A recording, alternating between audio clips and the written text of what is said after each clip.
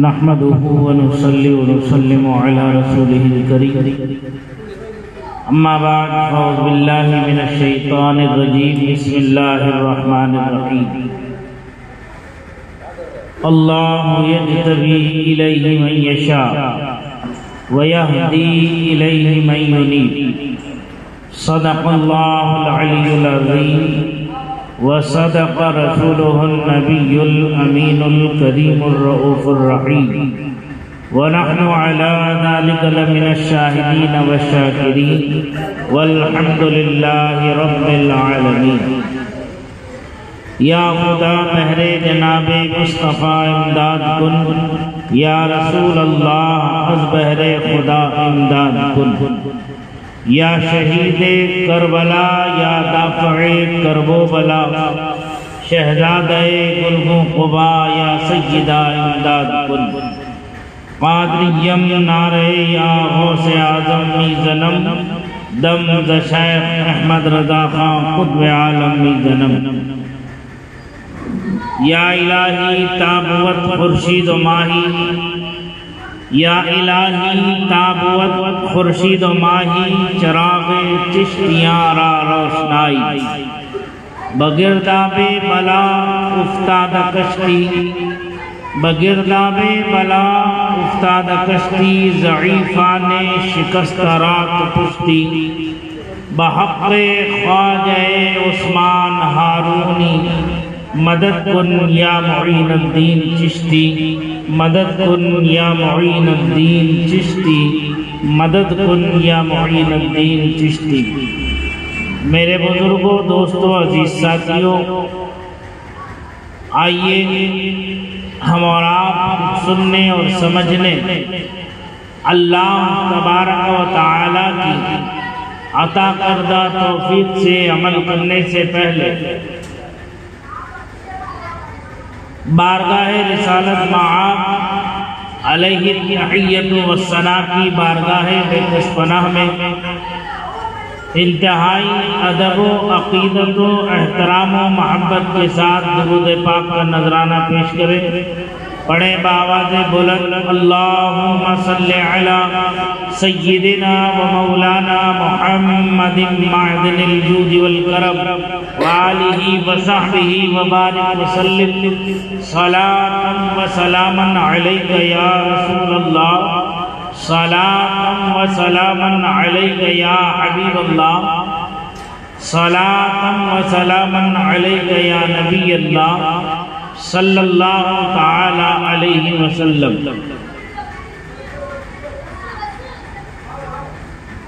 حضرات کرام، اللہ وحدہ لا شریک کا بے پایا فضل و انعام و احسان و اکرام ہے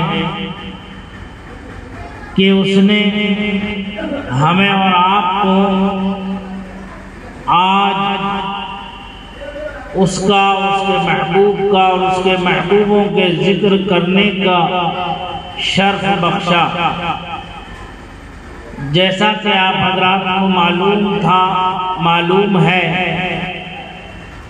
کہ آل کرناٹکا بزم رضائے قدسی ایجوکیشنل اینڈ ویلفیئر ٹرسٹ کے زیر اہتمام ہر مہینے کی پہلی اتوار کو بعد نماز عشاء مدرسہ اہل سنت جامع العلوم قدوسیہ رضویہ گرد حلوی بنگلور میں ماہانہ سنی اجتماع بنام درس تصوف منعقد ہوتا ہے۔ آج اسی کی یہ محفل ہے۔ تصوف کی نسبت سے اس ماہ مبارک کی خیر و برکت سے ہم نے آج عطا رسول والی ہندوستان خواجہ خواجگاہ حضرت خواجہ سید معین الدین حسن چشتی اجمیری سجزی رحمت اللہ تعالی علیہ کے قل شریف کا اہتمام بھی کیا، اور آج 13 رجب المرجب کی نسبت سے شہنشاہ ولایت سید الاولیاء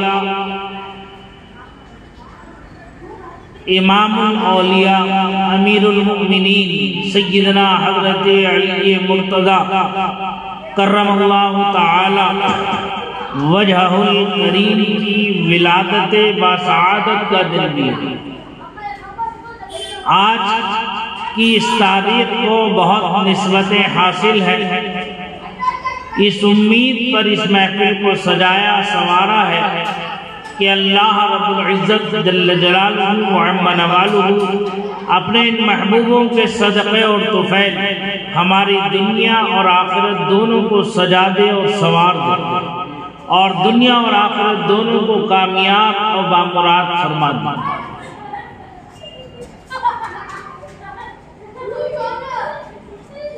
آج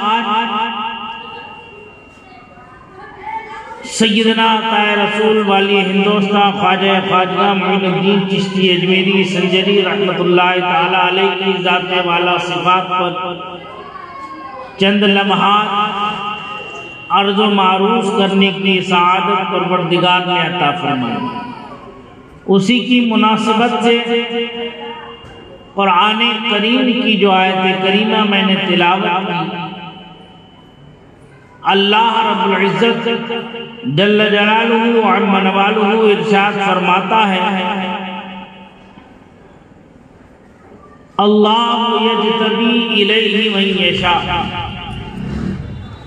اللہ اپنے بندوں میں جسے چاہتا ہے اپنی طرف کھینچ لیتا ہے،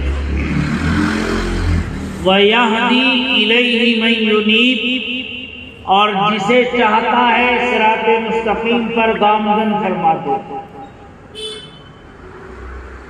مفسرین اکرام،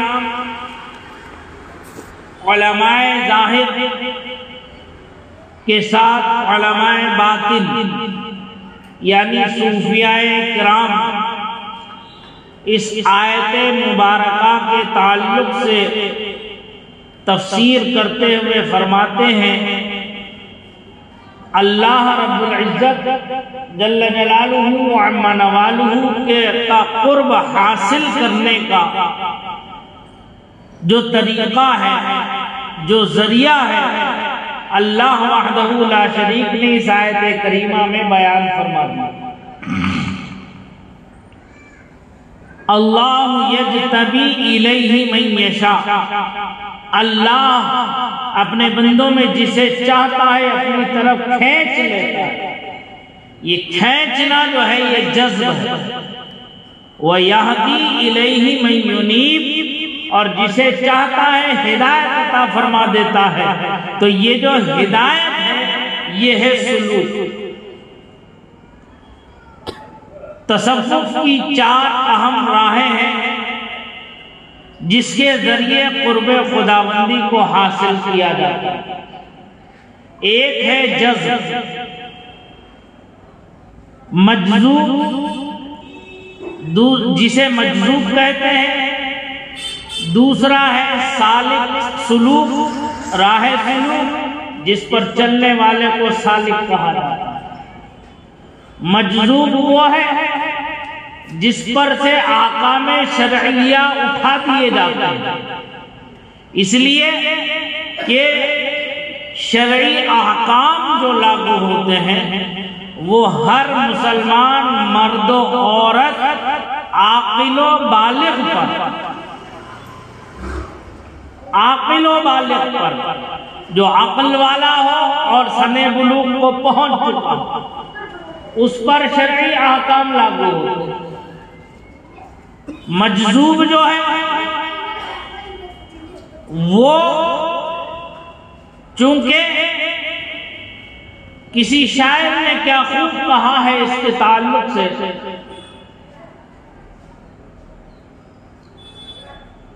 کہتے ہیں دیوانے کو جہاں دیکھ رہا ہے، دیوانے کو جہاں دیکھ رہا ہے، دیوانہ نہ جانے کہاں دیکھ رہا ہے۔ دیوانے کو جہاں دیکھ رہا ہے اور دیوانہ نہ جانے کہاں دیکھ رہا ہے. یہ ہے مجذوب، اسے کہتے ہیں جذب. اللہ اپنے بندوں میں جسے چاہتا ہے یہ منزل عطا فرماتا ہے. اور دوسرا ایک مقام پر فرمایا من یرید اللہ بہ خیرا یفقہہ فی الدین. اللہ اپنے بندوں میں جس سے بھلائی کا ارادہ فرماتا ہے اسے دین کی فقاہت، دین کی سمجھ عطا فرما دیتا ہے. سمجھ میں آ رہی بات؟ دین کی سمجھ عطا فرما دیتا ہے. تو یہ جو یہدی الیہ من ینیب، راہ ہدایت صوفیاء اکرام کی زبان میں راہ سلوک، علماء ظاہر کی زبان میں راہ شریعت. راہ شریعت شریعت کا راستہ. سالک پر تمام شرعی احکام لاگو ہو، اس کے اٹھنے پر، بیٹھنے پر، کھانے پر، پینے پر، لیٹنے پر، جاگنے پر، چلنے پھرنے پر، بود و باش پر، لیل و نہار پر، اس کی زندگی کے ہر شعبے میں احکام شرعیہ لاگو ہو. اب اسی کی دو فرعی شاخیں ہیں. اصل یہ ہے ایک جذب، ایک سلوک. اسی کے بدل سے دو شاخیں اور نکلتی ہیں. ایک ہے جذب و سلوک جس پر چلنے والے کو مجذوب سالک کہتے ہیں، اور ایک ہے سلوک و جذب جس پر چلنے والے کو سالک و مجذوب کہا جاتا ہے. مجذوب سمجھ میں آ گیا کسے کہتے ہیں؟ اور جذب صحیح، سچا جذب وہ نہیں ہے جو آج تک ہرے نیلے اودے پیلے لال پیلے جبے قبے پہن کر 10 انگوٹھیاں ہاتھوں میں ڈال کر کے، جن کے لیے جہنم کا ایندھن بتایا گیا، جہنم کا زیور بتایا گیا ہے، لوہا تانبا پیتل کے کڑے پہن کر موٹے موٹے لمبے لمبے عورتوں کی طرح بالیں رکھ کر افیم، چرس، گانجا پی کر، سلفا پی کر، یہ نشیڑیے جنہیں کم علم لوگ عوام کی زبان میں جاہل کہہ لیں، علماء کی زبان میں کم علم کہہ لیں، بے علم کہہ لیں. ایسے بے علم لوگ جنہیں ولی سمجھ کر، قطب سمجھ کر، وہ نہ جانے ہفتوں سے نہایا نہیں دھویا نہیں اس کے پیچھے پڑ جاتے ہیں اور اسی کے ہو کے رہ جاتے ہیں. یہ اچھا خاصا صحت و عافیت و تندرستی سلامتی کے ساتھ رہتے ہوئے، عقل و خرد رہتے ہوئے، ہوش و حواس باقی رہتے ہوئے آگے ایسے نشیڑیوں کے ساتھ ملنے کی وجہ سے جو نماز جیسا اہم فریضہ جو فرض ہے، جس کے لیے آقا علیہ السلام نے فرمایا ان اہم امورکم الصلاۃ، بے شک تمام معاملات میں سب سے اہم معاملہ نماز کا ہے، یہ تارک صلاۃ بن جاتے، نماز نہیں پڑھتے. اور حدیث شریف میں فرمایا گیا ہے من ترک الصلاۃ متعمدا فقد کفر، جس نے جان بوجھ کر نماز چھوڑ دی اس نے کفر کیا، اس نے کفر کیا ہے. اور جان بوجھ کر نماز کی حقارت کرنا اور جان بوجھ کر نماز نہ پڑھنا یہ کفر ہے. تو ایسے نشیڑی، ایسے گنجڑی ایسے افیم و چرس و گانجا پینے والے، سلفا پینے والے،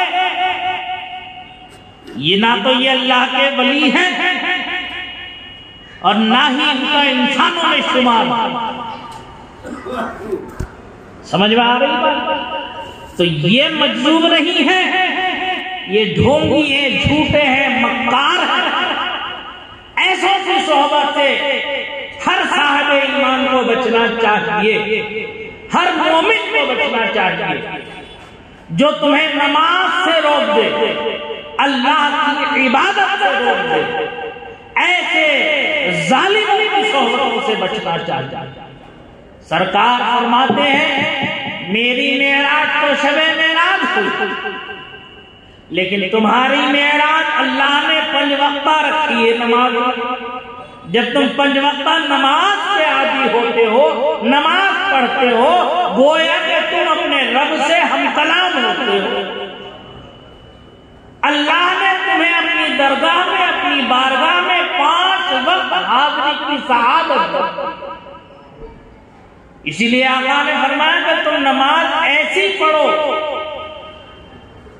گویا کہ جیسے مجھے پڑھتا دیکھتے، جیسے میں نے پڑھی ویسے نماز پڑھو۔ اور سرکار فرماتے ہیں تم نماز ایسے پڑھو جیسے کہ تم اپنے رب کی زیارت کر رہے ہو، تم اپنے رب کا دیدار کر رہے ہو۔ آقا فرماتے ہیں اگر تم میں یہ صلاحیت نہ ہو، یہ کمال نہ ہو، تو ایسی صورت میں تم اتنا یقین کامل رکھو کہ تمہارا خالق، تمہارا مالک، تمہارا رازق، تمہارا پالنہار، تمہارا پروردگار اللہ وحدہ لا شریک تمہاری ہر نقل و حرکت کو ملاحظہ کرتا ہے، تمہارے دل میں اٹھنے والے ہر وسوسے کو وہ ملاحظہ فرما رہا ہے۔ تم کسی عام درگاہ میں یا کسی عام بارگاہ میں حاضر نہیں ہو، احکم الحاکمین کی بارگاہ میں حاضر ہو۔ جب اللہ کی بارگاہ میں حاضر ہو تو دل و دماغ حاضر کر کے، پرسکون رہ کر کے، اس کی طرف کامل توجہ کر کے عبادت۔ کیوں؟ اس لیے کہ یہ تمہاری معراج ہے، یہ تمہاری معراج ہے۔ تو جو شخص تمہیں نماز سے دور کر دے، مسجد سے دور کر دے، وہ ولی نہیں ہو سکتا۔ وہ ڈھونگی تو ہو سکتا ہے، مسخرہ شیطان تو ہو سکتا ہے، ولی ہرگز نہیں ہو سکتا۔ تو جذبے صحیح کیا ہے؟ جذبے صحیح یہ ہے کہ جب کسی کو یہ دیکھنا ہے کہ یہ مجذوب ہے، یہ اللہ والا ہے، تو اس کے سامنے شریعت کا حکم پیش کیا، احکام شرع کو بیان کرنا۔ اگر وہ شریعت کے حکم پر سر تسلیم خم کر لیتا ہے، سر جھکا لیتا ہے اللہ اور اس کے رسول کے فرمان پر، اور پلٹ کر تمہیں کوئی جواب نہیں دیتا ہے، تو سمجھ لو کہ وہ شریعت کا باغی نہیں ہے، شریعت کا باغی ولی نہیں ہو سکتا۔ اگرچہ اس کے اوپر شریعہ احکام لاگو نہیں ہے، لیکن وہ شریعت کا احترام ضرور کرے گا۔ سمجھ میں آ رہی؟ تو یہ ہے جذبے صحیح۔ دوسرا ہے راہ سلوک، چلہ، مجاہدہ، ریاضت، مراقبے کے ذریعے، محنت و مشقت کے ذریعے، ورد و وظائف کے ذریعے، کثرت عبادت کے ذریعے اللہ کا قرب حاصل کرنا، اسے کہتے ہیں، ایسے کام کرنے والوں کو کہتے ہیں سالک۔ کیا کہتے ہیں؟ سالک، راہ سلوک والا، راہ ہدایت والا۔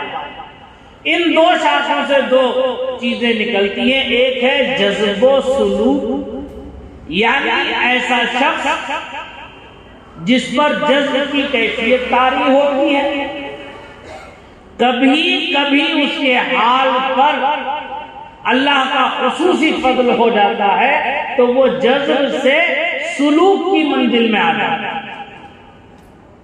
یعنی جزوی کیفیت اس کی ختم ہو کر شرعی احکام اس پر لاگو ہو جاتے ہیں.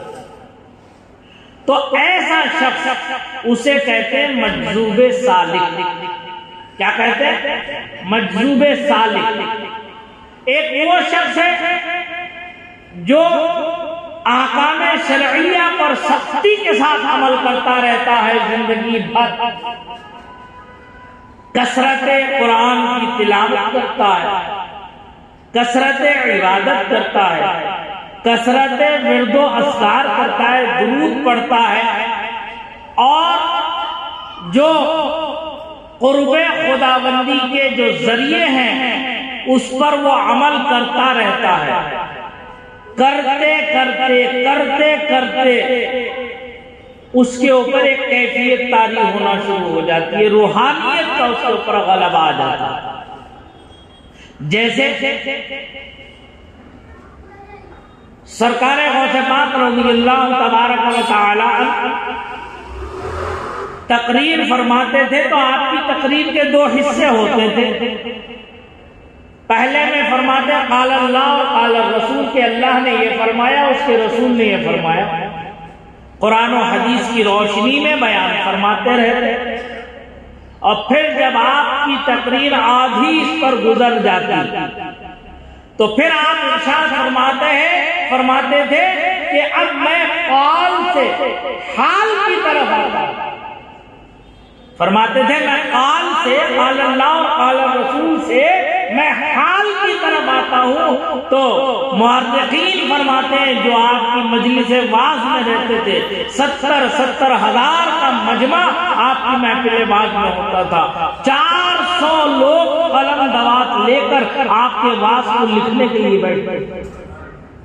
وہ فرماتے ہیں، لکھا ہے تاریخ کے اندر، آپ کی سوانح و سیرت کے اندر، کہ جب مجلس ختم ہوتی تھی نہ جانے کتنے دم بخود ہو جاتے تھے، یعنی ان کی روح قفس عنصری سے پرواز کر جاتی تھی، خوف و خشیت الہی ہو جاتے، اور نہ جانے کتنے دیوانہ وارفتگی کے عالم میں جنگل و بیابان کی طرف دوڑ پڑتے تھے. بعد میں محفل جب نظر ڈالا جاتا تھا تو چپلیں پڑی ہوئی ملتی تھی لیکن ان کو پہننے والا کوئی نظر نہیں آتا. یہ حال تھا جب آپ تقریر فرماتے تھے کہ قال سے میں حال کی طرف. اب جیسے ذکر کی محفل سجی ہے، اللہ اس میں جلالت کا ذکر ہو رہا ہے، لا الہ الا اللہ کا ذکر ہو رہا ہے، الا اللہ کا ذکر ہو رہا ہے. جب اس ذکر کی کیفیت بڑھتی ہے، جب یہ ذکر بڑھتا ہے، اس کے اثرات، اس کے فیوض و برکات اس ذاکر پر جب ظاہر ہونا شروع ہوتے ہیں تو وہ اپنی منزل کھوتا جاتا ہے ظاہر. اور پھر اس کے دل پر جو کیفیت ہوتی ہے، جو کیف و سرور کا عالم ہوتا ہے، اسے وہ بیان سے باہر ہوگا. لیکن یہ کب پیدا ہوگی کیفیت؟ یہ اس وقت پیدا ہوگی اگرچہ آپ ہزاروں کے مجمع میں بیٹھے رہو، لیکن جب ذکر کی محفل شروع ہو، جب اللہ اس میں جلالت کی ضربیں لگتی ہو تو وہ خالص اللہ کی رضا کے لیے ہو اور تمہارا دل اللہ کی طرف متوجہ ہو اور تم آنکھیں بند کر کے وہ ضربیں اپنے دل پر لگاتے ہو، وہ چوٹ اپنے دل پر پہنچتی ہو، تو پھر تو تمہاری کیفیت پیدا ہوتی ہے. جو روحانی سرور تمہیں حاصل ہوتا ہے وہ بیان سے، اسے کہتے ہیں حال، اسے کہتے ہیں حال. تو سالک مجذوب سلوک میں تھا، ذکر سے پہلے سب کچھ صحیح تھا ذہن و دماغ. اب جب ذکر کی محفل گرم ہو گئی، جب ذکر اپنے پورے جوش پر پوری بہار کے ساتھ میں اٹھتا ہے اور اس وقت جو اس کے دل پر کیفیت ہوتی ہے، اس دل کی کیفیت میں وہ گم جاتا ہے اپنے آپ. وہ پھر وہ ہوتا ہے، اس کا خالق ہوتا ہے، وہ ہوتا ہے، اس کا مالک ہوتا ہے. ہزاروں کا مجمع کیوں نہ صحیح، لیکن اسے کسی کی کوئی پرواہ نہیں ہوتی، کسی کی کوئی فکر نہیں ہوتی. اس کے دل کا، اس کے جسم کا رونقتا، اس کے جسم کا حصہ ایک رواں اللہ وحدہ لا شریک کے ذکر میں مشغول ہو جاتا ہے، ہمارا تن مصروف ہو جاتا ہے. تو تن سے یہ منزل حاصل ہوتی ہے، یہ سالک اور مجذوب کی منزل میں آ جاتا ہے۔ سلوک و جذب سے یہ 4 راستے ہیں تقرب الی اللہ، اللہ کا قرب حاصل کرنے کے۔ اگر ہم توجہ کریں اپنے اسلاف پر، اپنے بزرگوں پر، تو سب نے الا ماشاءاللہ چند ایک ایسے ہیں جو مجذوب پورووں پر گنے جانے والے ہیں، پورووں پر گنے جانے والے ہیں، لیکن سالک ہزاروں نہیں، لاکھوں نہیں، کروڑوں ملیں گے آپ کو پوری کائنات کے اندر اگر ڈھونڈے جانا۔ یہ اللہ والے، یہ اولیاء کاملین، یہ سب کے سب 95% سالک، 95% تقریباً سالک اور 5% مجذوب ہیں۔ آپ جس بزرگ کی بھی سوانح اٹھا کے پڑھیں، جس بزرگ کی بھی سیرت اٹھا کر کے پڑھیں، تو سب سے پہلے آپ کو یہ ملے گا کہ انہوں نے علم شریعت پہلے حاصل کیا۔ جب علم شریعت میں کامل ہو گئے تو پھر یہ قال سے حال کی طرف کو انہوں نے قدم اٹھایا، تو یہ کسی ایسے ولی کامل کی بارگاہ میں حاضر ہوئے اور ان کے ہاتھ میں ہاتھ دے کر اپنا دل دے بیٹھے۔ استاد گرامی حضرت اللہ مفتی سید شاہد میاں صاحب علیہ رحمت و رضوان فرمایا کرتے تھے، شیخ سعدی شیرازی کا ایک شعر ہے، آنکھ دل رمودم از خوب رو جوانا، وہ دل جسے حسین و جمیل نگاہوں نے اپنی طرف مائل نہ کیا، بردش بیک نگاہ، ایک فقیر نے اسے اچک لیا، ایک اہل دل نے اسے اچک لیا، دل کے رنگ نمود از خوب رو جوانا، دیرینہ سال پیرے، ایک بوڑھا کمزور ناتواکر بردش بیک نگاہ، اس نے دل چھین لیا۔ یہ اللہ والے جن کی محفلوں میں بیٹھے گے تو تمہارے روحانیت کے اندر وہ کیفیت طاری ہوگی، وہ جذبہ طاری ہو جائے گا جو تمہیں کہیں دوسری محفل میں نہیں ہوگی۔ کیوں؟ اللہ کے ذکر سے، اس کے رسول کے ذکر سے، اس کے محبوبوں کے ذکر سے دل چین پاتے ہیں، سکون پاتے ہیں، قرار پاتے ہیں، طمانینت پاتے ہیں۔ الا بذکر اللہ تطمئن القلوب، قرآن کا فیصلہ۔ خبردار، آگاہ ہو جاؤ، ہوشیار ہو جاؤ کہ اللہ کے ذکر سے دلوں کو چین حاصل ہوتا، قرار حاصل ہوتا۔ رأس المفسرین حبر الامہ حضرت عبداللہ ابن عباس، رأس المفسرین، مفسروں کے سردار، وہ فرماتے ہیں یہاں ذکر اللہ سے مراد میرے آقا مصطفیٰ جان رحمت صلی اللہ علیہ وسلم کی ذات والا صفات، کیونکہ آپ کے اسماء مبارکہ میں سے ایک نام ذکر اللہ، یعنی میرے محبوب کے ذکر سے دلوں کو چین حاصل ہوتا ہے، قرار حاصل ہوتا ہے، طمانینت حاصل ہوتا ہے۔ تو جتنا یہ دنیا کا دستور ہے، جس کا کھانا اسی کا دار، زمانے بھر کا یہ قاعدہ ہے، زمانے بھر کا یہ قاعدہ ہے کہ جس کا کھانا اسی کا گانا، تو جو جس سے محبت کرتا ہوگا اسی کا ذکر وہ بار بار کرتا ہوگا، جتنا وہ ذکر کرے گا اتنا ہی اسے لذت و چاشنی حاصل ہوگی، اتنا ہی اسے کیف و سرور حاصل ہوگا۔ تو یہ وہ منزل شریعت مطہرہ، ہمارے ممدوح گرامی وقار شہزادہ رسول، جگر گوشے فتول، عطائے رسول، والی ہندوستان، خواجہ خواجہ سیدنا خواجہ معین الدین حسن چشتی اجمیری نفر اللہ مقدہ کی ذات والا صفات بھی ایسی کامل و مکمل ذات۔ اللہ نے اپنے بندوں میں ایسے مخصوص بندے پیدا فرمائے، ایسے مخصوص بندے پیدا فرمائے جن سے اپنی رضا کا اعلان فرمایا. سمجھ میں آ رہی ہے؟ انہی ذوات مقدسہ میں سے خواجہ اجمیری کی ذات ہے. آپ سیدنا امام موسیٰ کاظم رضی اللہ تبارک و تعالی عنہ کی اولاد امجاد،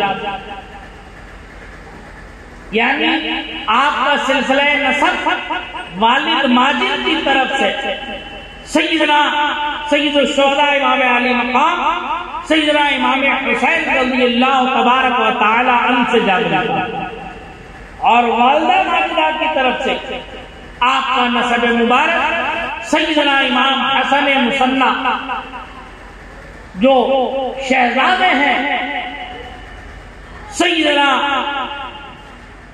امام حسن مجتبی رضی اللہ تبارک و تعالی عنہ ان سے جا ملتا ہے آپ کی والدہ ماجدہ کا نسب. بالفاظ دیگر آپ کی جو والدہ ماجدہ ہیں خواجہ خواجہ سرکار خواجہ معین الدین حسن چشتی نور اللہ مرقدہ کی وہ بہن ہیں سیدنا شیخ عبدالقادر جیلانی میرا محی الدین غوث السمدانی رضی اللہ تعالی عنہ کی والدہ ماجدہ، یعنی حضرت غوث پاک اور حضرت خواجہ خواجگاہ دونوں آپس میں خالہ زاد بھائی ہیں. ایک روایت کے مطابق دونوں خالہ زاد بھائی ہیں، دونوں سگی بہنیں ہیں. اس اعتبار سے آپ جو ہے خالہ زاد بھائی ہوئے سرکار غوث پاک رضی اللہ تعالی عنہ. آپ کے والد ماجد حضرت سیدنا سید غیاث الدین رحمت اللہ تعالی علیہ، سرکار خواجہ غریب نواز کی ولادت باسعادت کے بعد آپ کی کم عمری تھی کہ والد ماجد کا سایہ سر سے ادھر، جیسے ادھر سرکار غوث پاک رضی اللہ تعالی عنہ وارضاہ عنہ کی کم عمری میں ان کے والد ماجد کا سایہ سر سے اٹھ گیا. حضرت موسیٰ جنگی دوست رحمت اللہ تعالی علیہ کا تو ان کی بھی پرورش ان کی والدہ ماجدہ نے اور ان کی بھی پرورش ان کی والدہ ماجدہ نے. اللہ اکبر کبیرہ. ذرا دیکھو سوچو، سرکار نے فرمایا پہلی درسگاہ ماں کی گود، پہلی درسگاہ ماں کی گود ہے. گود اگر ماں دیندار ہوگی تو اس سے پیدا ہونے والی اولاد بھی دیندار ہے. اسی لیے سرکار نے فرمایا کہ رشتہ کرتے وقت لڑکی میں 4 چیزیں دیکھو: اس کا حسن و جمال، اس کا مال و دولت، اس کا حسب و نسب، چوتھی اس کی دینداری تقوی پرہیزگاری. سرکار فرماتے ہیں کہیں مال والی کا مال تجھے دھوکے میں نہ ڈال دے، کہیں حسن و جمال والی کا حسن و جمال تجھے دھوکے میں نہ ڈال دے، کہیں خاندان کا فخر حسب و نسب کا فخر تجھے دھوکے میں نہ ڈال دے. فر بذات الدین، تو دیندار کو ترجیح دے، تو دیندار کو ترجیح دے. کیوں؟ اس لیے کہ جب ماں دیندار ہوگی، جب ماں نمازی ہوگی تو اولاد نمازوں کی برکتوں بھرا ہوا دودھ پیے گی تو اس کے اثرات اس کے اندر پیدا ہوں گے. جب ماں روزے دار ہوگی، روزوں کی برکتوں سے بھرا ہوا دودھ جب ماں کا پیے گا تو وہ اولاد بھی روزے دار ہوگی، اس کے اثرات اس بچے کے اندر آئیں گے. اور جب ماں قرآن کی تلاوت کرنے والی ہوگی تو قرآن کی برکتیں، رحمتیں، رفعتیں، عظمتیں ماں کے دودھ کے ذریعے اس کی اولاد میں پیوست ہوتی جائے. لہذا وہ بھی دیندار. ادھر بھی ماں کی گود نے سہارا دیا. قطب الاقطاب، فرد الافراد، غوث الثقلین، مجمع البحرین، سیدنا غوث اعظم محبوب سبحانی قطب ربانی نور اللہ مرقدہ، ان کی ماں کی گود نے ایسا سہارا دیا کہ ایسا لالو گوہر جو نجیب الطرفین جس کی ولایت کا ڈنکا 4 دانڈے عالم میں بجتا. اعلیٰ حضرت عظیم البرکت نور اللہ مرقدہ فرماتے ہیں یہ چشتی نقشبندی سہروردی یہ چشتی، نقشبندی، سہروردی ہر ایک تیری طرف آئی ہے، بغیر خاتمی فیضات کے کوئی سلسلہ مکمل نہیں۔ یہ مقام اللہ نے غوث اعظم کو عطا فرمایا، تو وہ غوث اعظم رضی اللہ تبارک و تعالی عنہ کی ذات والا سے وہاں بھی سہارا ماں کی گود میں دیا، اور یہاں عطائے رسول والی ہندوستان خواجہ خواجہ خواجہ معین الدین حسن چشتی اجمیری نور اللہ محمدہ کو بھی سہارا ماں کی گود نہیں ہے۔ ماں کی ہی پرورش میں آپ پروان چڑھتے رہے، ابتدائی تعلیم و تربیت وہیں حاصل کی۔ والد کے بعد ان کے جو ورثے میں جو آپ کو ورثہ ملا، اس میں ایک باغ اور ایک پنچکی آپ کے حوالے ہوئے۔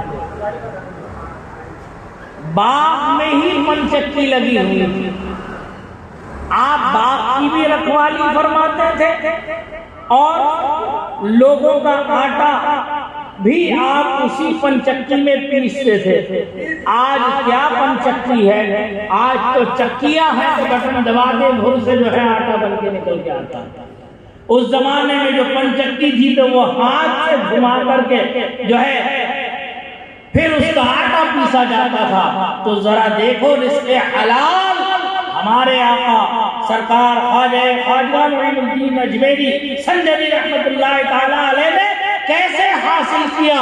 آٹا پیس کے لوگوں کا پنچکی میں ڈال کر کے اپنے ہاتھوں سے، پھر اس سے جو رزق ملتا تھا، اس کی جو کمائی ہوتی تھی وہ حلال پاکیزہ کمائی آتی تھی، اور جو باغ کی فصل سے، باغ کی دیکھ ریکھ سے جو آمد آتی تھی انگور کے، اس سے جو خرید و فروخت کے بعد میں جو آپ کو ملتا تھا، اس حلال رزق سے پاکیزہ زندگی گزارنا۔ ہم یوں ہی چشتی چشتی کہلاتے پھرے، اور چشتیت کی چاہ کے ایک نقطے کی بوند بھی ہمارے اندر نہ ہو تو کیا ہم چشتی کہلانے کے حقدار ہیں؟ ہمیں حق ہے کہ ہم اپنی نسبت عظیم المرتبہ شخصیت سے جوڑیں۔ سوچیے، مقام دیکھیے، حلال رزق کمایا ہمارے آقا نے، عطائے رسول والی ہندوستان میں کیسے عظیم منصب ولایت پر فائز ہے۔ ایک دن آپ باغ میں بیٹھے ہوئے، ایک شخص کا وہاں گزر ہوا، تو وہ آپ کچھ تناول فرما رہے تھے۔ اس شخص نے کہا، اے اللہ کے بندے، میں بھی بھوکا ہوں، مجھے بھی کچھ عطا کر دے۔ تو آپ جو کھا رہے تھے اسے چھوڑ کر کے آپ نے نظر ڈالی باغ پر، جو سب سے اچھا صاف ستھرا خوشہ تھا انگور کا، اور میٹھے انگور تھے، وہ لا کر کے آپ نے ان کی خدمت میں پیش کر دیا۔ اس فقیر نے اسے حاصل کر لیا، پھر اس کے بعد اپنے جھولے میں سے پھل کا ٹکڑا تھا، اسے نکال کے اپنے منہ میں چبایا، چبانے کے بعد وہ منہ سے نکال کے خواجہ معین الدین چشتی کو دیا، فرمایا اسے لے لو اور کھا لو۔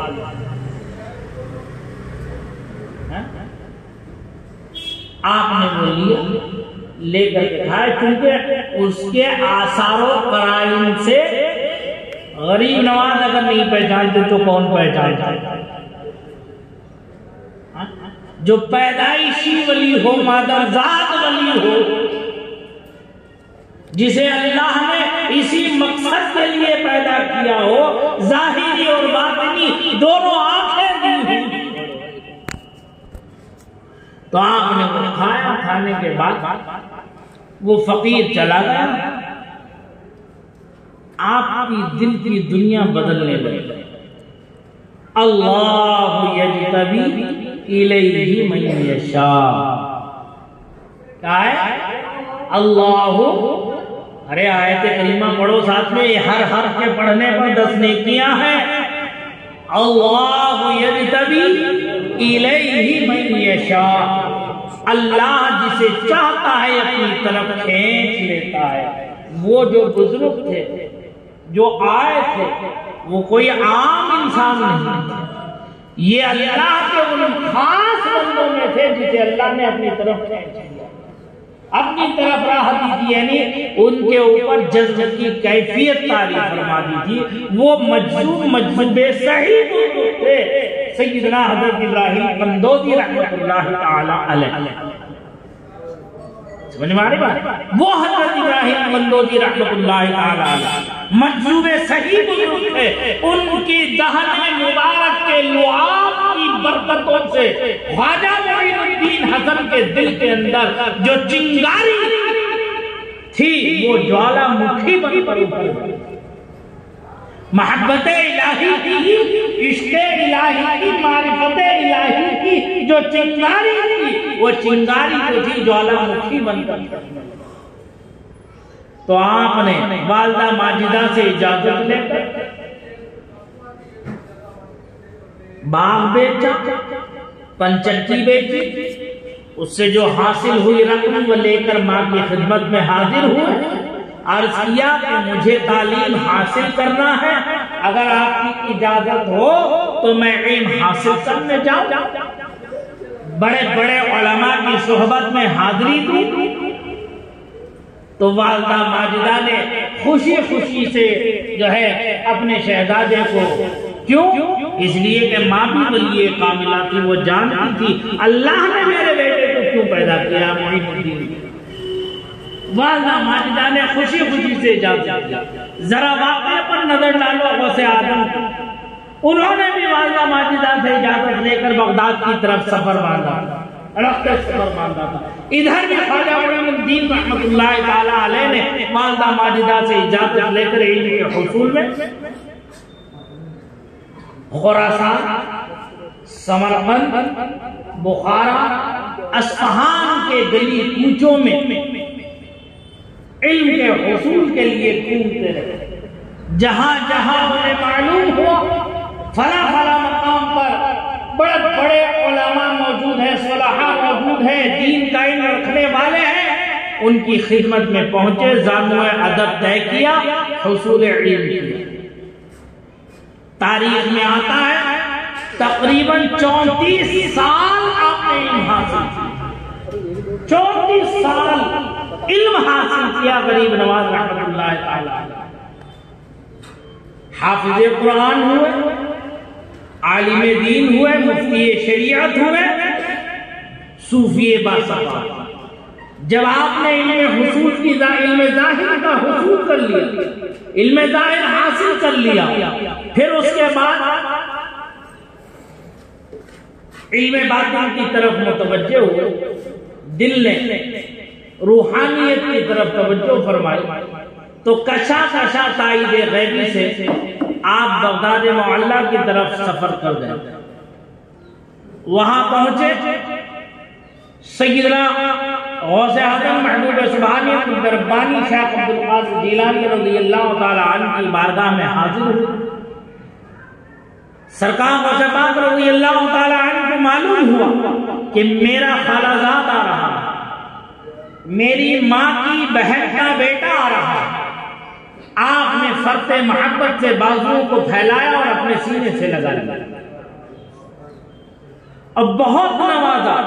سرکار غوث پاک رضی اللہ تعالی عنہ کی عمر مبارک کافی تھی،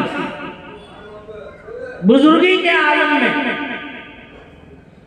غریب نواز رحمۃ اللہ تعالی علیہ پہنچے تو ملاقات کے بعد ارشاد فرمایا، میں جانتا ہوں تمہارا حصہ کہاں ہے، تم اپنے حصے کی تلاش میں آگے بڑھو، اور میں یہ بھی بتا دوں تمہیں کہ جب تم ان تمام مراحل سے گزر کے واپس آؤ گے تو تم مجھے اس زمین پر نہیں پاؤ گے۔ اللہ فرماتے ہیں وہ جگہ کہ تم جب واپس آؤ گے تم مجھے نہیں پاؤ گے۔ سیدنا غریب نواز رحمۃ اللہ تعالی علیہ کچھا کچھا شیخ کی الفت و محبت میں آگے بڑھے۔ بغداد کے عراق کے علاقے میں ایک مقام خراسان، وہاں کشا کشا پہنچے تو ہارون ایک جگہ آپ پہنچے، ہارون کی جامع مسجد ہے، وہاں دیکھا کہ ایک بزرگ جلوہ بار ہیں، ان کے چاروں طرف لوگ انہیں گھیرے بیٹھے۔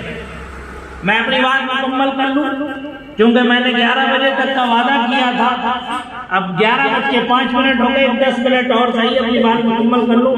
اگر ہمارے حضرات اگر وقت کی پابندی کر لے، میں روز اول سے یہی کہتا چلا، میرا ارادہ صرف 9 سے 11 تک کا ہی تھا کہ 9 سے 11 بجے میں اپنا پروگرام مکمل کروں، لیکن اب فیضان ہو رہا ہے تو انشاءاللہ میں اپنی بات مکمل کروں۔ آئندہ آپ حضرات وقت کی پابندی کے ساتھ تشریف لائیں، انشاءاللہ کہنے سننے میں بھی مزہ آئے گا، انشاءاللہ میں امید کرتا ہوں آئندہ پابندی کریں گے آپ۔ کتنی پیاری محفل نعت و منقبت کی منعقد ہو گئی، اور ہمارے شعراء اکرام سے بھی گزارش ہے کہ وقت کی پابندی سے تشریف لایا کریں تو جو ہے بہت بہتر رہے گا، مجھے وقت دینے میں بھی، مجھے وقت لینے میں بھی، ہے نا، یہ میرے اپنے ہیں اس لیے میں کہہ دیتا ہوں۔ تو بات کہاں تھی؟ ہارون، مقام ہارون جامع مسجد میں جب پہنچے تو دیکھا کہ سرکار خواجہ عثمان ہارونی رحمت اللہ تعالی علیہ جلوہ بار ہے، اور دائیں بائیں سب لوگ موجود ہیں، اور ان کی موجودگی میں جا کر کے غریب نواز رحمت اللہ تعالی علیہ حاضر ہوئے، اور جا کر کے ایک جگہ تشریف فرما ہوگا کونے۔ میں چاہوں گا کہ میں اپنی زبان سے آپ کو کیا سمجھاؤں، میں خود سرکار غریب نواز کی زبان سے آپ کو اس واقعے کو بیان کر دوں تو یہ میرے لیے بھی سعادت کی بات ہے، آپ کے لیے بھی سعادت کی۔ وہ خود واقعہ پورا اپنا غریب نواز نے بیان فرمایا، جسے محفوظ کیا ہے آپ کے خلیفہ اعظم سیدنا خواجہ الدین بختیار کاکی رحمۃ اللہ تعالی۔ فرماتے ہیں سرزمین عراق پر حضرت جنید بغدادی کی مسجد حضرت خواجہ عثمان ہارونی جلوہ فرما ہے، ارد گرد ارباب طریقت اور مشائخ اسلام تشریف فرما ہے۔ میں نے مرشد کی قدم بوسی اور سر نیاز زمین پر رکھ دیا۔ اس کا مطلب کوئی یہ نہ سمجھے کہ حضرت نے سجدہ کر لیا، ہاں زمین پر رکھنا جو ہے یہ ادباً بھی کہا جاتا ہے جملہ، ورنہ آج کے جاہل اگر یہ سمجھ لے، جاہل پیر، تو کہیں گے دیکھو غریب نواز کہہ رہے کہ میں نے سر سجدے میں رکھا، وہ جو زمین پر رکھا، تو بتاؤ سر زمین پر رکھا تو سجدہ ہوا کہ نہیں؟ اس کا مطلب یہ نہیں، سر نیاز کرنا، سر نیاز تسلیم کرنا یعنی جھک کے سلام کرنا۔ کہتے ہیں پھر آپ نے فرمایا، اس نے خواجہ عثمان ہارونی نے 2 رکعت نماز ادا کرو، میں نے ادا کیا۔ آج کیا ہے، آجا بیٹھ گیا، یہ کپڑا لے لے وہ لے لے، مرید ہو جا، بس ہو گیا ختم۔ غریب نواز مرید ہو رہے جس سے خواجہ عثمان ہارونی سے فرماتے ہیں 2 رکعت نماز ادا کرو، میں نے ادا کی۔ فرمایا قبلہ رو ہو کے بیٹھو، میں نے حکم کی تعمیل کی۔ فرمایا سورہ بقرہ کی تلاوت کرو، میں نے تلاوت کی۔ غریب نواز فرما رہے، فرمایا 20 بار کلمہ سبحان اللہ پڑھو، سبحان اللہ والحمدللہ ولا الہ الا اللہ واللہ اکبر ولا حول ولا قوت الا باللہ العلی العظیم۔ فرماتے ہیں اس کے بعد آپ کھڑے ہو گئے اور آسمان کی طرف رخ کیا، میرا ہاتھ پکڑا اور فرمایا آؤ میں تمہیں خدا کے سپرد کرتا ہوں۔ یہ کہہ کر آپ نے اپنے دستے مبارک سے قینچی میرے سر پر چلائی اور قلاہ 4 ترکی فقیر کے سر پر رکھی اور گلی میں خاص عطا فرمایا۔ سلسلہ چشتیہ میں ایک خاص بیعت کا طریقہ ہے، جب بیعت کرتے ہیں تو سر کے بال کے جو ہے چند حصے اسے کاٹ دیے جاتے ہیں تاکہ وہ بطور غلامی نشانی رہے کہ یہ سلسلے سے وابستہ ہو۔ سمجھ میں آنے بات؟ فرماتے ہیں پھر گلی میں فقیر کے سر پر 4 ترکی کلاه مبارک رکھی۔ آگے میں کہوں گا کہ 4 ترکی کا مطلب کیا ہے۔ آج خود پہنتے ہیں چشتی، ایک پر سے علی لکھا ہے، ایک پر کچھ لکھا ہے، یہ حسین لکھا ہے، ایک پر حسن لکھا ہے اور کچھ لکھا ہے. ایسی 4 ترکی ٹوپی جو ہے 4 طرف سے وہ ٹوپی پہنتے ہیں, کہتے ہیں کہ ہاں یہ چشتی ٹوپی ہے. اور اس سے پوچھ لو کہ یہ ٹوپی کا مطلب کیا ہے, یہ ٹوپی تو پہنا ہے 4 ترکی, اس کا کیا مطلب ہے, کیوں پہنتا ہے؟ تو آئے بائیں گلی ڈھونڈنے کا جاتا ہے, اس کے پیر کوئی نہیں معلوم ہے تو وہ کیا بتا رہا ہے. سمجھ میں آ رہی بات؟ تو کہتے ہیں فرمایا بیٹھ جا, میں بیٹھ گیا. پھر فرمایا سورہ اخلاص 1000 بار پڑھو. فرماتے میں نے تعمیل کی. اس کے بعد فرمایا ہمارے سلسلے میں ایک دن رات کا مجاہدہ ہے, آج کا دن اور رات ذکر و مجاہدے میں گزارا. آپ کے فرمان کے مطابق ایک شب و روز ریاضت و مجاہدے میں بسر کی. دوسرے دن حضرت مرشد کی بارگاہ میں حاضر ہوا. فرمایا بیٹھ جاؤ. میں بیٹھ گیا. فرمایا اوپر دیکھو. میں نے دیکھا. فرمایا کہاں نظر جاتی ہے؟ نہیں آئی سمجھ. خواجہ عثمان ہارونی فرماتے ہیں بیٹھ گیا. فرمایا اوپر دیکھا, اوپر دیکھا. فرمایا کہاں تک نظر جا رہی ہے؟ غریب نواز فرماتے ہیں عرض کیا عرش اعظم تک. غریب نواز فرماتے ہیں عرش اعظم تک. فرمایا زمین کی طرف دیکھو. کہتے ہیں میں نے تعمیر کی. فرمایا کہاں تک دیکھ رہے ہو؟ کہا عرض کیا تحت الثری عرش اعظم تک, نیچے تحت الثری تک. پھر فرماتے ہیں آؤ 1000 بار سورہ فاتحہ پڑھو. ہے کوئی ایسا پیر جو مرید کرے ایسا کسی کا؟ کرے 1000 بار سورہ فاتحہ پڑھو. فرماتے میں نے تعداد مکمل کی. یہ طریقہ کب ہے؟ یہ طریقہ اس وقت ہے جب وہ علم ظاہر کی تکمیل کر کے شریعت کا علم مکمل حاصل کر کے پھر پیر و مرشد کی بارگاہ میں پہنچے. آج شریعت نے تو ایک طرف اٹھا کر رکھ دیا طریقت طریقت طریقت طریقت, ادھر سے بھی بجاتا ادھر سے بھی بجاتا, شور مچاتا ہنگامہ کرتا کہ طریقت طریقت شریعت کچھ نہیں. ارے غریب نواز نے پہلے شریعت کو پکڑا ہے, بعد میں انہوں نے طریقت کی منزلیں طے کی. شریعت کے بغیر طریقت نہیں ہے. اگرچہ وہ ہوا میں اڑے, پانی پر چڑھے چلے, کہیں تمہیں کیسے ہی عجوبے دکھائے, وہ شیطان کا مسخرہ تو ہو سکتا ہے, ولی نہیں ہو سکتا, اور نہ وہ کرامت ہو سکتی. پھر فرماتے ہیں سورہ فاتحہ میں نے تعداد مکمل کی. پھر فرمایا آسمان کی طرف دیکھو. میں نے نظریں اوپر اٹھائیں. غریب نواز فرماتے ہیں فرمایا کہاں تک دیکھ رہے ہیں؟ میں نے کہا حجاب عظمت. کہتے ہیں غریب نواز میں نے کہا حجاب عظمت, جو حجابات ہیں 70,000 حجابات ہیں.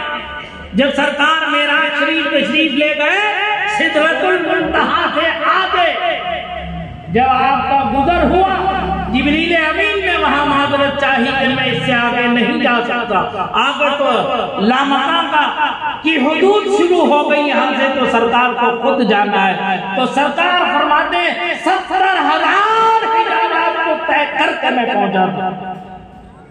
وہ حجاب عظمت فرماتے ہیں حجاب عظمت تک. پھر فرمایا آنکھیں بند کرو. غریب نواز کہتے ہیں میں نے بند کر لی. فرمایا آنکھیں کھولو. میں نے کھول دی. پھر آپ نے اپنی 2 انگلیاں میرے سامنے پیش کی.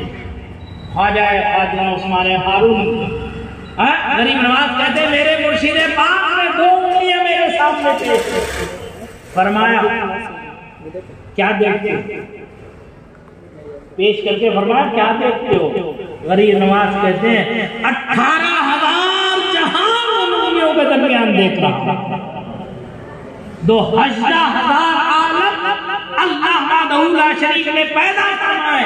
غریب نواز فرماتے ہیں میں اپنے مرشد پاک کی 2 انگلیوں کے درمیان دیکھ رہا ہوں. آپ نے فرمایا جاؤ تمہارا کام ہو گیا.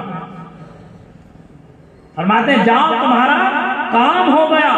حضرت کے سامنے ایک اینٹ پڑی تھی، میں نے اینٹ توڑی تو مٹھی بھر سنہرے دینار بن گئے۔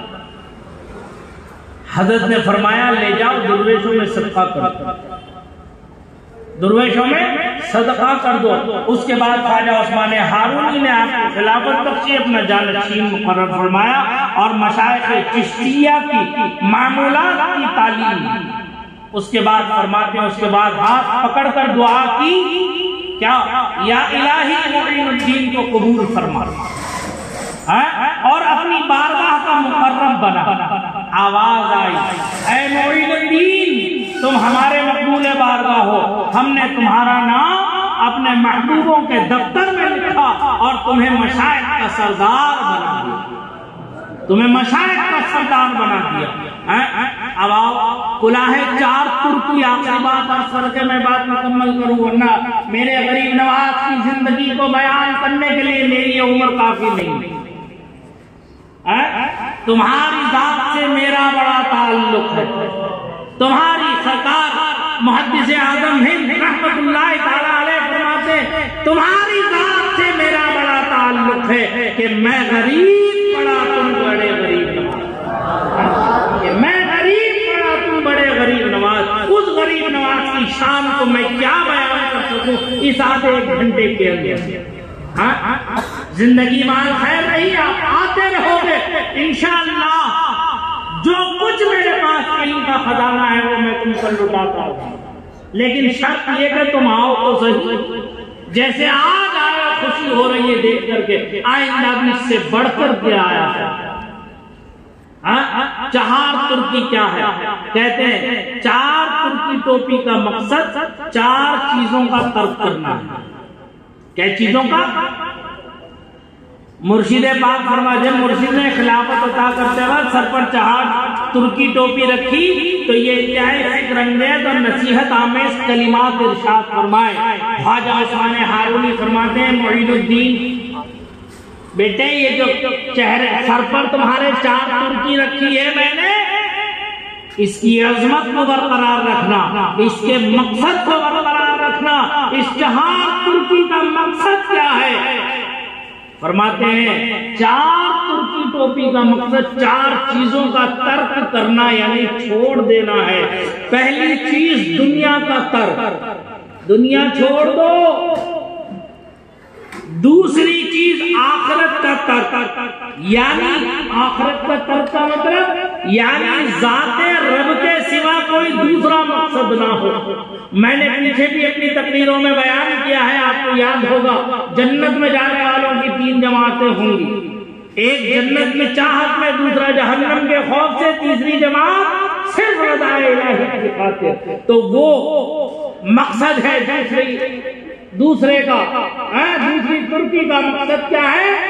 ذات رب کے علاوہ کسی سے کوئی مقصد نہ ہو، کوئی تعلق نہ ہو۔ جو کچھ تم عبادت کرو، ریاضت کرو، مجاہدہ کرو، چلا کرو، کسی کو دو تو اللہ کے لیے، کسی کو لو تو کسی سے لو تو اللہ کے لیے، کسی کو منع کرو تو اللہ کے لیے، کسی سے اپنے آپ کو روکو تو اللہ کے لیے۔ یہ ایمان ٹھیک ہے، یہ ایمان ہے۔ فرماتے ہیں تیسری چیز کھانے اور سونے کا ترک، کھانے اور سونے کا ترک۔ اللہ والوں کی پہچان ہے کم گفتن، کم خوردن، کم گفتن،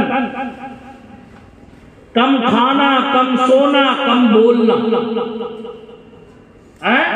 فضول گوئی سے وہ بچتے تھے، زیادہ کھانے سے وہ بچتے تھے، زیادہ سونے سے وہ بچتے تھے۔ کیوں؟ یہ سب عبادت و ریاضت میں رکاوٹیں پیدا کرتی ہیں۔ کہتے ہیں تیسری چیز کھانے اور سونے کا ترک، کہتے ہیں مگر اتنا کہ زندگی بچ سکے جو ضروری ہے، قوت لا یموت، اتنا کھانا پاکیزہ حلال رزق جس سے کہ جان بچ جائے، جسم میں اتنی طاقت ہو کہ جس سے اللہ اور اس کے رسول کے ذکر میں کوئی خلل نہ پڑے۔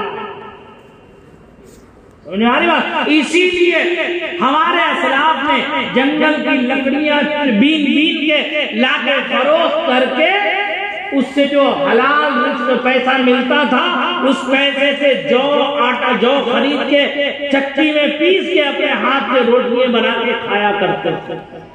حلال رزق، محنت مزدوری کر کے حلال رزق، اتنا کہ جس سے جان بچ جائے. یہ تیسرا مقصد ہے جہاں ترکی ٹوپی پہننے کا. اور کہتے ہیں چوتھی چیز نفسانی خواہش کا ترک، یعنی وہ جس کی جانب ابھرے اس کے خلاف کرے. یعنی تمہارا دل جس چیز کی چاہت میں لگا ہو اس کے خلاف اس سے جاؤ، اس کے خلاف جاؤ، اس کی خواہش کو پورا نہ کرو. چوتھا مقصد ہے، کہتے ہیں جو ان 4 چیزوں کو ترک کر سکے وہ اس 4 ترکی ٹوپی پہننے کا اہل ہے. یہ کون کہہ رہے ہیں؟ سرکار خواجہ عثمان ہارونی رحمت اللہ تعالی علیہ. ہاں کیسا عظیم مقصد تھا ہمارے اسلاف کی زندگیوں کا.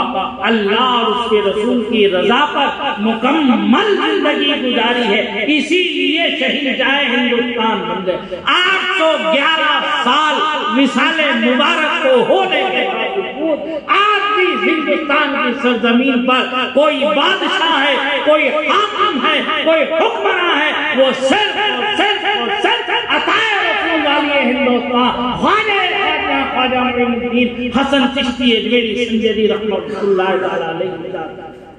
آج دلوں پر حکمرانی غریب نواز کی ہے، دلوں پر حکمرانی میرے غریب نواز کی ہے. ملک میں کسی کی حکومت رہے، یہ 4 دن کی چاندنی ہے، پھر وہی اندھیری کالی رات. اسی لیے اعلیٰ حضرت نے فرمایا سونا جنگل رات اندھیری، چھائی بدلی کالی ہے، سونے والوں جاگتے رہیو، چوروں کی رکھوالی ہے، آنکھ سے قاتل صاف چرا لے یا وہ چور بناتے ہیں. ارے تیری بجلی کاٹیو تو نے نیند نکال دی. یہ چور ہے، چور جو تمہارے جان کے بھی دشمن ہے، تمہاری مال کے بھی دشمن ہے، اور تمہارے دین کے بھی دشمن ہے. ان کا مقابلہ اگر تمہیں کرنا ہے تو تم مال سے نہیں کر سکتے، افراد کی قوت سے نہیں کر سکتے.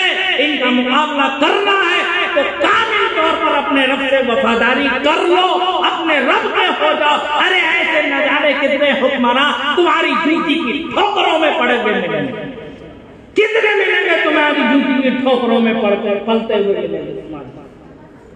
کسی کی پرواہ نہ کرو، کسی کی فکر نہ کرو. فکر کرنا ہے تو اپنے خالق کی، اپنے مالک کی، اپنے رازق کی، اپنے پالن. غریب نواز کوئی توپ تمنچے نیزہ بھالا چاقو لے کر نہیں آئے تھے، جو 90 لاکھ گنگشت گانے رات کو منزل ہدایت منزل مقصود تک پہنچا دیا. یہ راستی کی تیغ تھی جو تھی مسلمانوں کے پاس، سچائی کی تیغ تھی، حقیقت کی تیغ تھی، قرآن و حدیث کے فرامین پر عمل کرنے کی تیغ تھی. یہ راستی کی تیغ تھی جو تھی مسلمانوں کے پاس. یہ خنجر آہن نہیں، یہ خنجر اخلاق. تمہارا اخلاق اتنا بلند ہو، تمہارا معیار اتنا بلند ہو کہ تمہیں دیکھ کر لگے کہ ہاں واقعی یہ کوئی سچا مسلمان. آج اسلام کو بدنام کسی اور نے نہیں کیا، ہم نے خود بدنام کیا. ہمارے عمل میں، ہمارے کردار میں، ہمارے اخلاق میں، ہماری گفتار نے بدنام کیا. ورنہ کسی کی ماں نے ایسا بچہ نہیں جانا جو اسلام پر انگلی اٹھا. ہماری تمام کمزوری ہماری بدعمالیوں کی سزا ہے جو ہمیں ملے. ہم رہے نہ رہے اسلام رہے، ہم رہے نہ رہے اللہ اور اس کا رسول کا فرمان رہے گا. اللہ سچا ہے، اس کا رسول سچا ہے، اس کا کلام سچا ہے. صبح قیامت تک جو ہونا ہے وہ ہو کر کے رہے گا. یہ ظالم انشاءاللہ ذلیل و رسوا ہوں گے،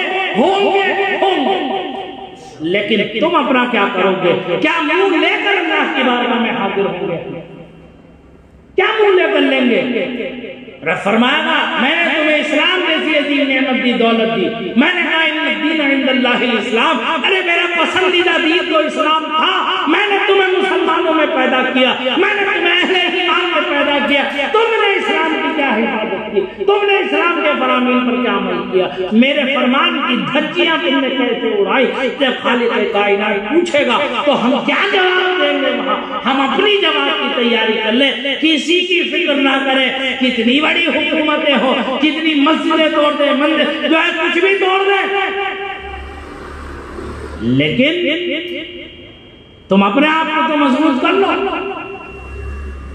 جب تم مضبوط ہو جاؤ گے ایمان پر، جب تم مسجدیں بھرنے لگو گے، مدرسے بھرنے لگو گے، اپنے بچوں کو اچھی تعلیم دلاؤ گے دین کی، تو کسی کی ماں نے ایسا بچہ نہیں جانا جو ان کی طرف آنکھ اٹھا کر دے۔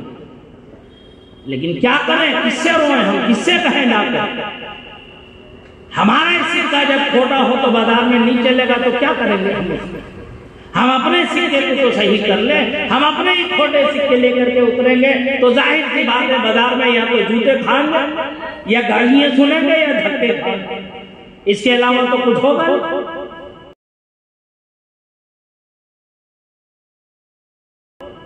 لہذا علماء کا کام صرف پیغام حق کا پہنچانا ہے، آپ کا کام ہے عمل کرنا۔ عمل کرو گے تو تمہارا رب راضی رہے گا، نہیں کرو گے اللہ ناراض ہوگا۔ کسی کے آگے ہاتھ نہ پھیلاؤ، کسی کے آگے اپنا دکھا نہ بیان کرو، تمہیں جو کچھ کرنا اپنے رب سے، اپنے رب سے، اپنے خالق، اپنے مالک۔ واقعی چیز کی ہو، غریب نواز سے محبت ہے، غریب نواز پر کسی کی اجارہ داری نہیں، غریب نواز پر کسی کی اجارہ داری پر نہ جاؤ۔ تمہیں حاضری دینا غریب نواز کی بارگاہ میں ادباً احتراماً حاضر ہو۔ اعلیٰ حضرت رحمت اللہ تعالی علیہ کی ذات والا صفات وہ ہے، تختہ مشق بنایا جا رہا ہے۔ ارے اعلیٰ حضرت تو اعلیٰ حضرت تھے، ان کے پاس سم کو بھی نہیں پہنچے گا آج کوئی۔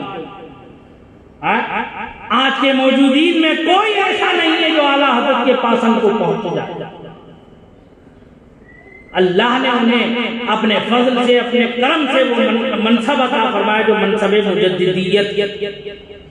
یہ 100 سال میں ایک مرتبہ اللہ اپنے مخصوص بندوں کو عطا فرماتا ہے۔ ارے وہ ان کا کام تھا، وہ آئے، انہوں نے پورا حق ادا کیا، حق کو حق کہا، باطل کو باطل کہا، صحیح کو صحیح کہا، غلط کو غلط کہا، کبھی کسی سے کوئی سمجھوتا نہیں کیا، نہ اپنوں کی پرواہ کی نہ غیروں کی پرواہ۔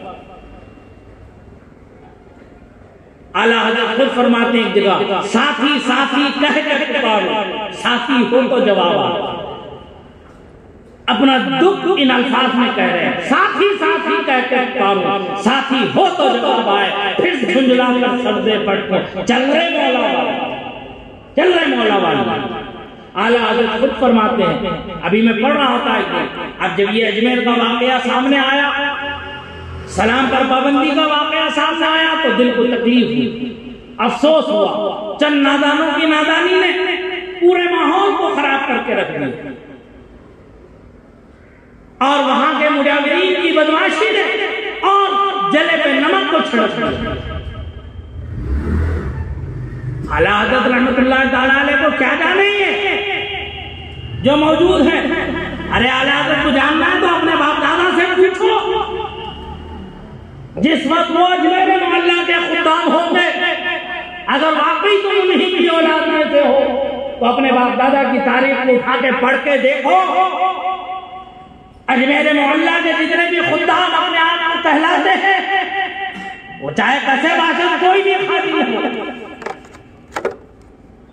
اعلیٰ حضرت جب تک حیات رہے تاریخ بتاتی ہے کہ ہر سال عرس غریب نواز میں اجمیر معلیٰ بسرو چشم حاضر ہوتے تھے غلامان۔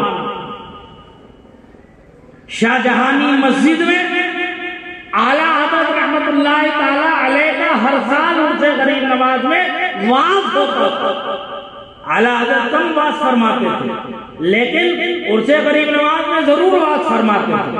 جب اعلیٰ حضرت واعظ فرماتے ہو اس وقت وہاں کے جو علماء صلحاء دنیا کے کونے کونے سے خطے خطے سے بارگاہ غریب نواز میں حاضر ہوتے تھے، ان کا جھنگٹا ہوتا تھا۔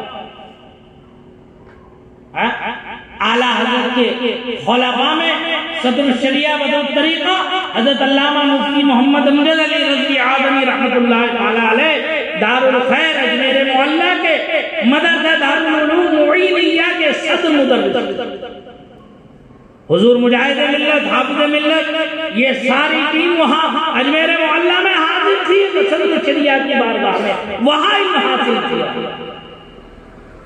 کیوں نہیں پڑھتے تاریخ؟ ایسی حاضری ہوتی تھی سرکار اعلیٰ حضرت کی بارگاہ غریب نواز میں، بہت ادب و احترام کے ساتھ۔ مصطفیٰ جان رحمت اللہ کو سلام کوئی آج کا نیا نہیں ہے، جب سے اعلیٰ حضرت نے اپنی حیات مبارکہ میں لکھا ہے اس وقت سے میرے معلیٰ میں پڑھا جاتا ہے۔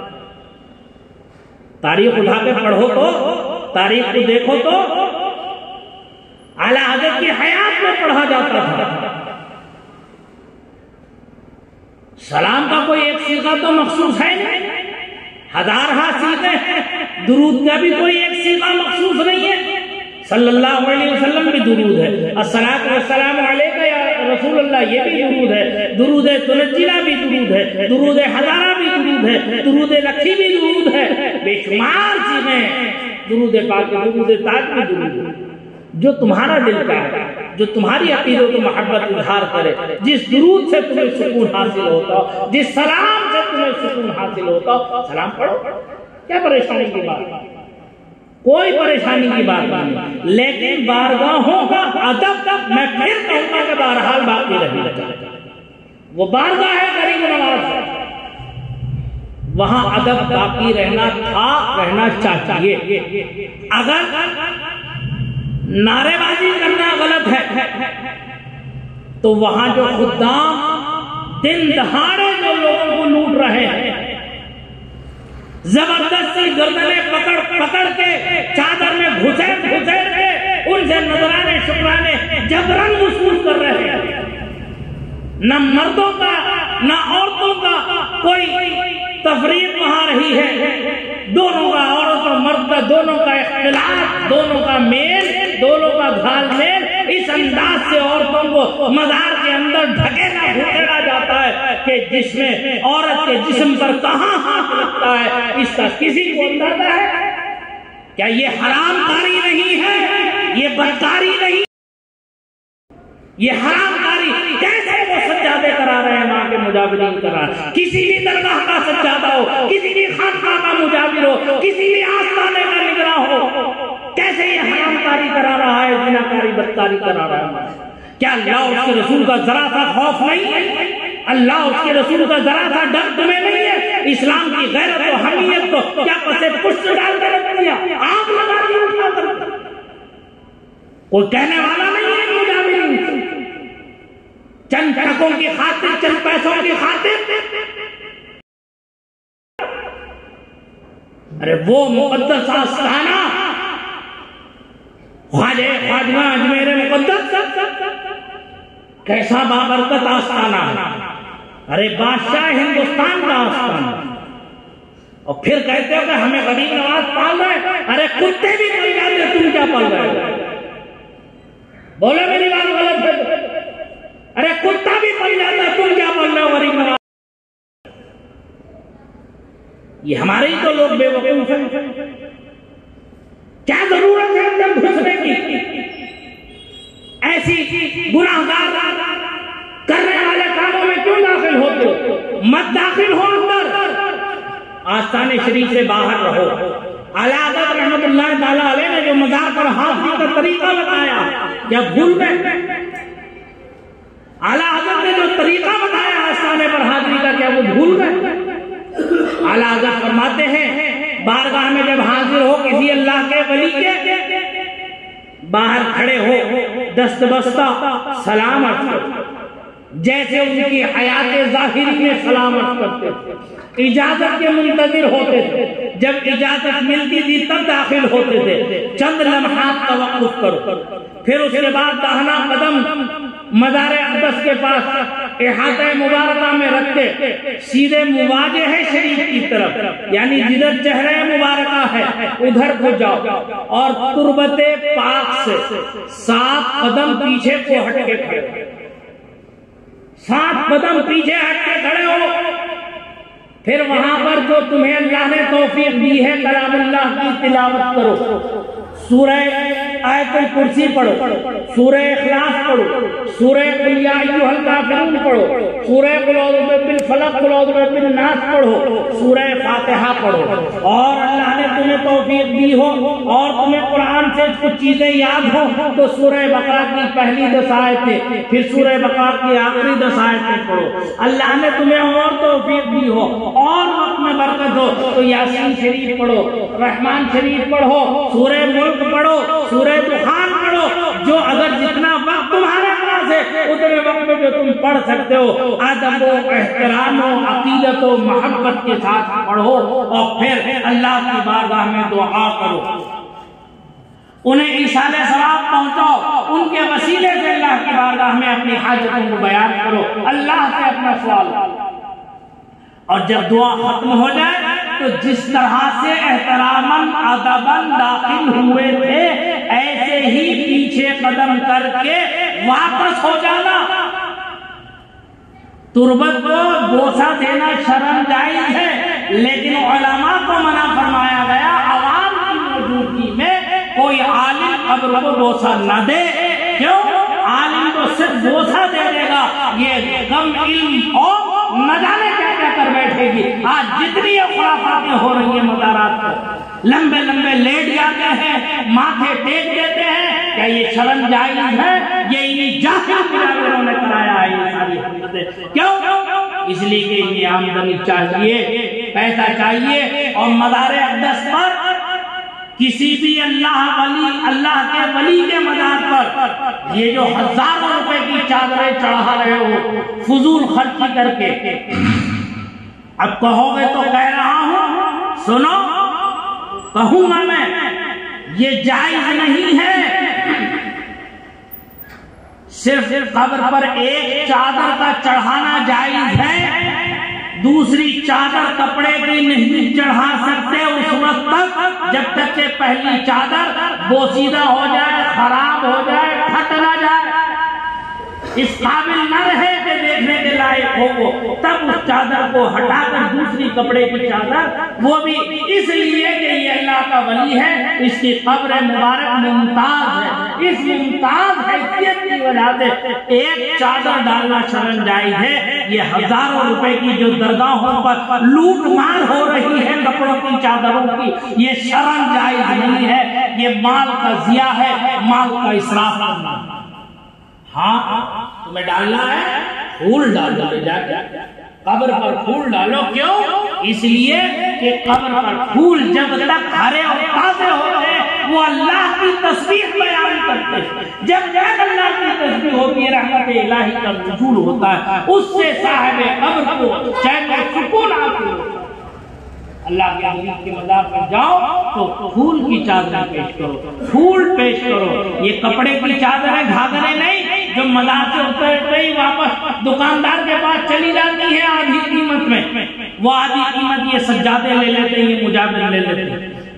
ہاں یہ کہتے ہیں علماء تو علماء غلط ہے، علماء پیروں کے مخالف ہیں، علماء سے قوم کو بدزن کرتے ہیں، علماء سے قوم کو دور کرنے کی کوششیں کرتے ہیں۔ شرم آنا چاہیے ایسے لوگوں کو، غیرت آنا چاہیے ایسے لوگوں کو۔ واقعی مسلمان ہیں، واقعی مومن ہیں تو شریعت مطہرہ پر عمل کرو، عمل تبھی تمہاری دنیا بھی کامیاب ہوگی اور آخرت بھی کامیاب ہوگی۔